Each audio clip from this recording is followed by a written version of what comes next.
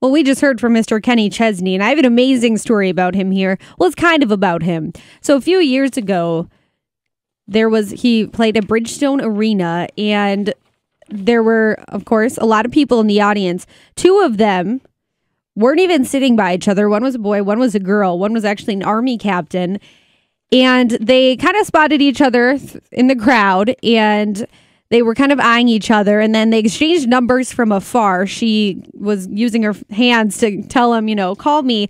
They decided to meet up at a bar after the show, and now they are getting married. So Kenny Chesney is responsible for bringing these two together. Earlier this year, Army Captain RJ Edwards proposed in the very spot that they met on the ice at Bridgestone Arena, and Kenny heard about the special meeting at his show, and he invited them out to any concert of their choice, and they will receive special VIP treatment. But that is an amazing story, and I'm sure Kenny feels pretty happy about that, and they'll probably be very excited to meet him, of course, because who wouldn't be? Dolly Parton is another legend, and she's also doing she's always doing nice things for everybody. So this isn't super surprising, but she donated $1 million to Vanderbilt Children's Hospital. She paid them a visit in Nashville recently, offered the generous donation.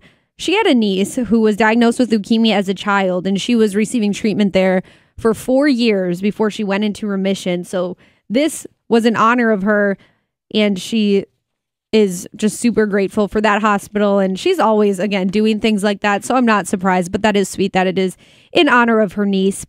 And I'll end with this. Blake Shelton is not leaving country music anytime soon. That is good news, because you never know.